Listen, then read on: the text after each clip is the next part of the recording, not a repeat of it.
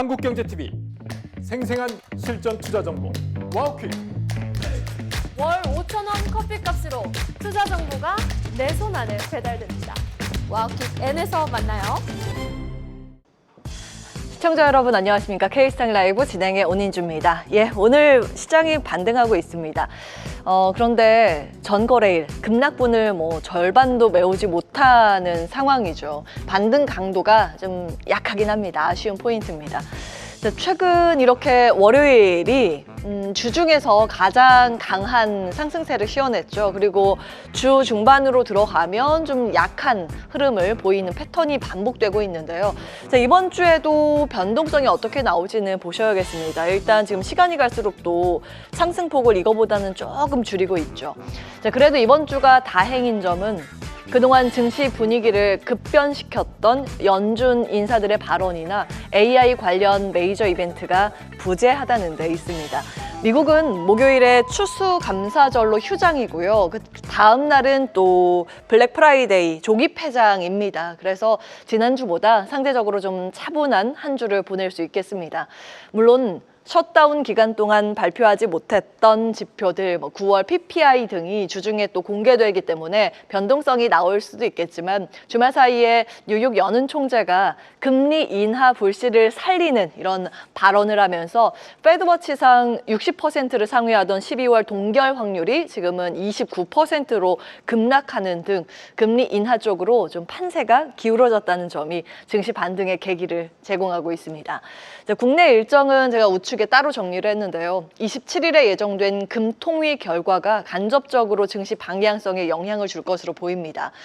우리나라 기준금리는 현재 연 2.5%죠. 최근 부동산 대책 이후에 수도권 집값과 가계대출 증가세가 눈에 띄게 꺾였는지를 더 확인해야 하기 때문에 경계심이 상당합니다. 때문에 이러한 전반의 경제 여건을 고려할 때 금리 동결이 유력시 되고 있습니다. 때문에 금융시장 영향력 측면에서는 금리 자체가 큰 영향을 주진 못할 것으로 보이는데요. 이보다 환율이 더 중요해 보입니다. 정책 관련해서 이창용 한은 총재가 코멘트를 한 이후에 이 환율 관련 발언이 나올 텐데요. 현재 보시는 것처럼 주요 통화 가치를 봤을 때 우리나라 원화 가치가 여기 보시는 것처럼 너무너무 약합니다. 그러니까 달러당 원화 가격 환율은 상승한다라는 의미죠. 금통위 이후에 환율의 변화가 있는지도 꼭 체크를 해보셔야겠습니다. 어쨌든 현재 환율이 1,470원대로 굉장히 높아져 있는 상태입니다. 투자의 관점에서는 그 원화 약세는 당연히 수출주에 좋다라고 여겨지기도 하는데요. 환율로 돈을 벌어들이는 기업들의 실적 기대감이 또 주목이 되는지 지속적으로 확인해 볼 필요도 있겠습니다. 원화 약세는 수출주에 유리하다는 공식은 이미 너무 잘 알고 계실 내용이고요. 최근에는 원화 약세로 새롭게 떠오르는 아이디어가 있어서 오늘은 이 내용을 준비했습니다. 중국과 일본의 갈등이 그 힌트입니다. 이번 갈등은 단기간에 진정될 가능성이 크지 않다는 목소리가 나오고 있습니다. 지금 대만을 둘러싼 양국의 갈등이 이어지고 있죠. 이 사안 자체가 안보 주권과 직결되기 때문에 정치적으로 양보하기 어렵고요.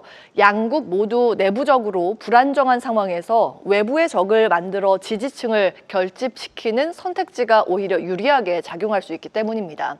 그럼 투자의 관점에서 이 과거 사례를 좀 살펴볼 필요가 있겠습니다. 화면에 나와 있는 그래프는 2005년 이후 한국과 일본을 찾은 외국인 여행객 추이입니다. 먼저 눈에 띄는 건 지진이나 이러한 감염병 같은 일회성 충격은 생각보다 금방 회복된다는 점입니다. 특히 2015년 메르스 충격도 이렇게 단기간의 충격에 그쳤고 빠른 회복을 보였고요. 2011년 동일본 대지진 사태 때도 이렇게 보시는 것처럼 바로 회복했습니다. 하지만 빠르게 회복되지 않은 시기가 두 번 등장합니다. 바로 첫 번째가 2010년에서 2012년 구간입니다. 센카쿠 열도 갈등이 격화되면서 당시에 일본 관광 수요가 구조적으로 꺾였죠. 팔아막대가 일본 수요입니다. 2017년 이후에 보시면 사드 배치 보복으로 향한 이 한한령 발동이 됐었고요. 당시에 엔저까지 맞물리면서 파란막대 일본으로 여행은 많이 가는데 회색 막대 한국으로 여행은 덜 왔습니다. 그러면서 일본과 우리나라 관광객 격차가 크게 벌어졌습니다. 자, 그런데 현재는 이와 반대의 상황이죠. 저 당시에는 엔화는 약하고 한국과 중국 관계는 안 좋았고 현재는 중국과 일본 관계가 경직되는데 원화는 약합니다.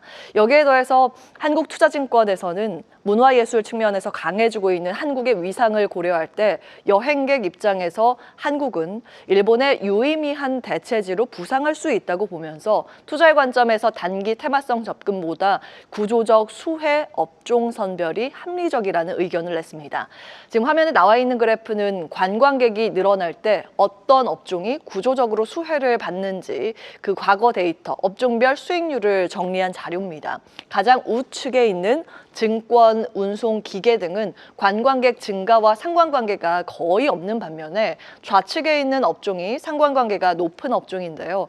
면세점, 호텔, 여행, 항공, 운송, 카지노 등이 있고요. 여기 한국투자증권은 여행, 공연, 레저 서비스 등도 인바운드 핵심 업종으로 꼽았습니다. 내용 참고해 보시죠. 앵커 브리핑이었습니다. 계속해서 다양한 경제 이슈를 알고 싶다면 구독과 좋아요, 알림 설정 부탁드립니다. AI 캐스터 권미정이었습니다.